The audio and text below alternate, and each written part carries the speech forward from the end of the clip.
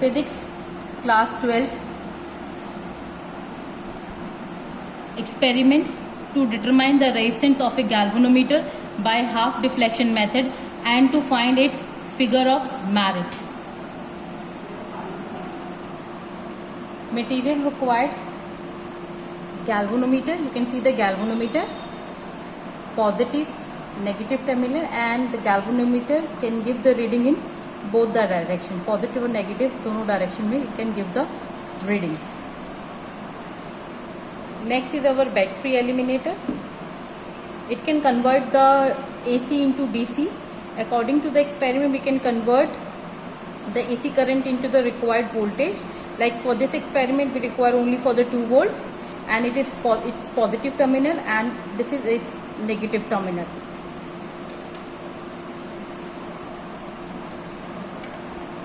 Now next is our resistance box. This is our high resistance box. It's a big one. So you can see the resistance box. It's range from 1 ohms to 10,000 ohms. So according to the requirement of the experiment, we can take out the keys. Like if you want to 10,000, so we have to take out this key. और उसके बाद अगर we have to take out the 5,000, so again we have to take out the one more key. And if you want to increase the resistance, we have to take the other keys also for the reading. So this is our high resistance box.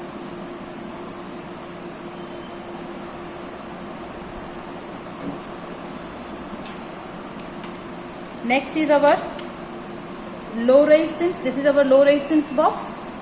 You can see the range from 1 ohms to 100 ohms. So according to the experiment, we have to take out the key from it, and this is also called as the shunt resistance. Then we have a one-way key and some connecting wires.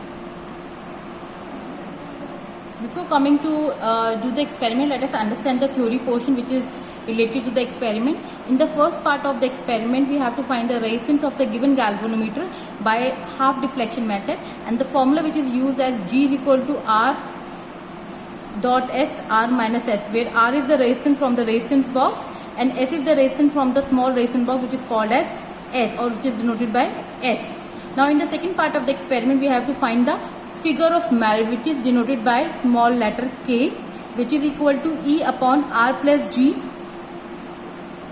dot theta, where E is the EMF of the cell and theta is the deflection produced in the galvanometer and G is the resistance, and capital G is R is the resistance, capital G is which is calculated from this one.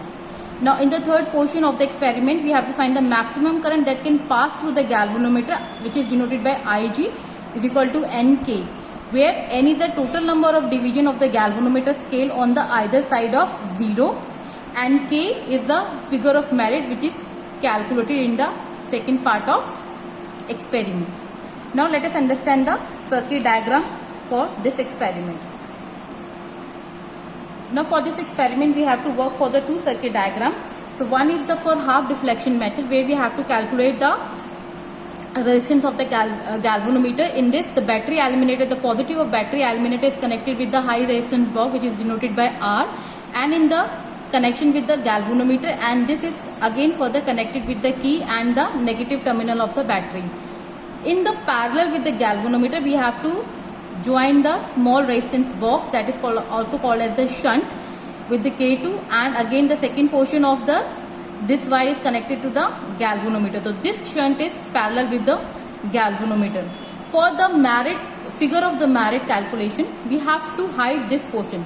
ये portion you have to hide this portion of the circuit. That means we have to remove the shunt and the K2 key from the circuit diagram. We only left with this diagram, that is battery eliminator is connected with the high resistance box with the galvanometer in the series, and it is further connected with key and the negative terminal of the battery.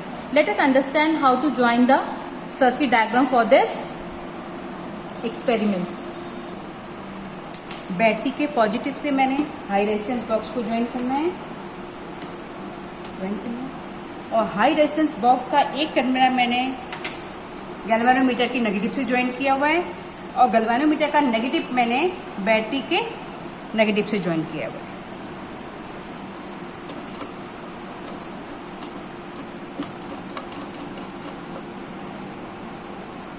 Galvanometer के ही parallel में मैंने shunt को join किया है, जो low resistance box है। जहां से मेरा resistance high resistance box joint है, उसी के टर्मिनल से मैंने लो रेजिस्टेंस बॉक्स को ज्वाइन किया। लो रेजिस्टेंस बॉक्स का एक टर्मिनल मैंने वन वे की से ज्वाइन किया है, वन वे की का एक टर्मिनल मैंने गैल्वेनोमीटर के पॉजिटिव से ज्वाइन किया है, जहां पर मेरा बैटरी का नेगेटिव ज्वाइंट है।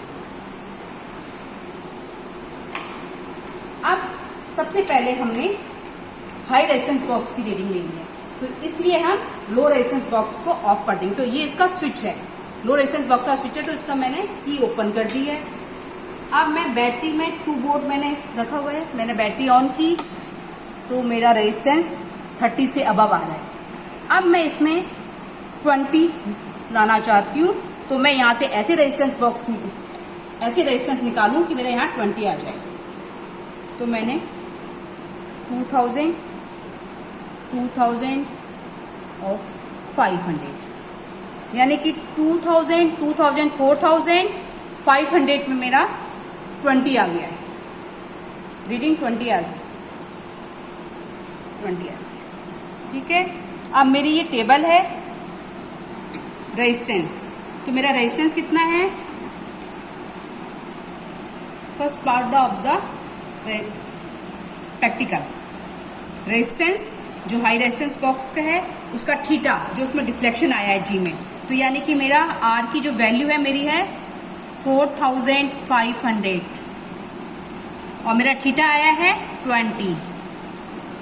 अब मैं शंट जो लो रेजिस्टेंस बॉक्स है उससे रेजिस्टेंस निकालूंगी, तो उसका थीटा मुझे इस 20 का हाफ लाना है, यानी कि 10।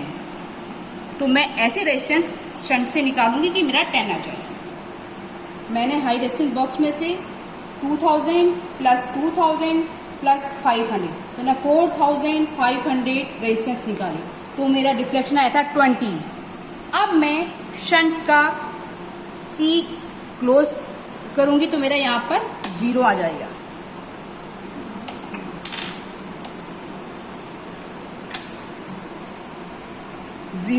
जीरो आ गया, यानी कि अब मैंने शंट से ऐसे रेजिस्टेंस निकाले हैं कि मेरा थीटा 10 आ जाए। तो इसलिए मैं यहाँ से ऐसे रेजिस्टेंस निकालूंगी कि मेरा 10 आ जाए।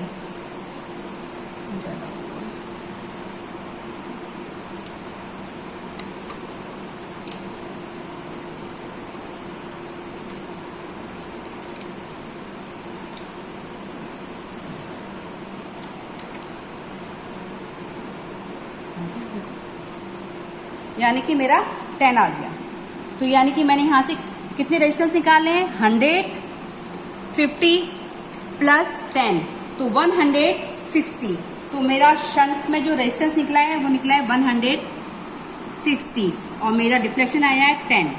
अब 10 आर मेरा 4500, एस मेरा है 160, तो मेरा हो गया 4660 अपॉन आर मेरा है 4500 माइनस 160, तो यानी कि मेरी जी की वैल्यू आ जाएगी। ऐसे ही हमने 4-5 रीडिंग लेनी है और उसको कैलकुलेट करके जी की वैल्यू निकालनी है और उसका फिर मीन निकालना है। ये हमारा एक पार्ट कंप्लीट हो चुका है। Now we are doing the second part of the experiment, that is for figure of merit. This is the second part of the experiment.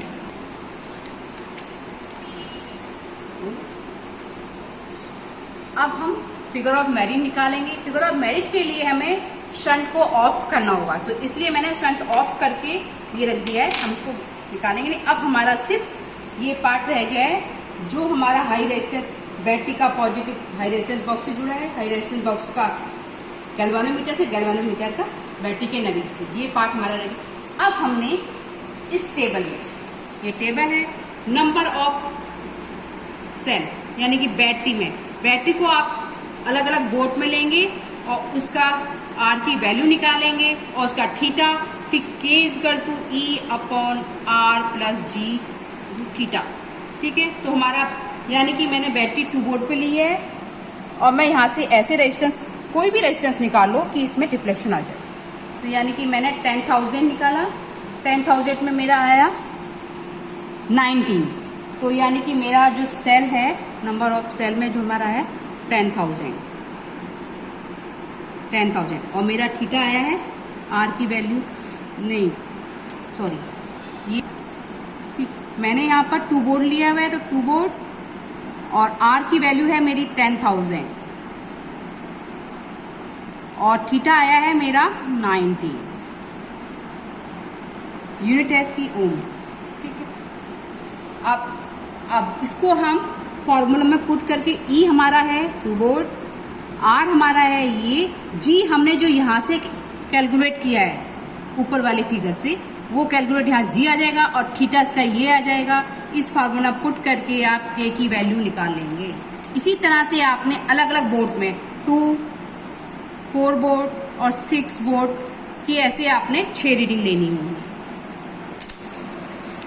Now for the calculation part, you have to fill all these details in your practical file, like the number of division in the galvanometer, calculation 1 for galvanometer, ये that is G is equal to G R S upon R minus S, that we already have done in the first part of experiment. You have to take 4 to 5 readings and you have to later on you have to find the mean value, and here you have to write the mean values over here.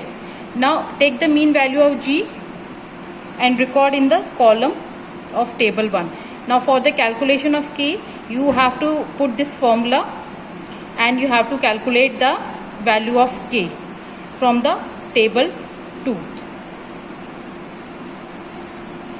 Afterwards, in the end, you have to write the result, the resistance of the given galvanometer and the figure of merit of a given galvanometer you have to write, and you have to write the further precautions, at least 3 to 4 precautions you have to write, and the sources of error.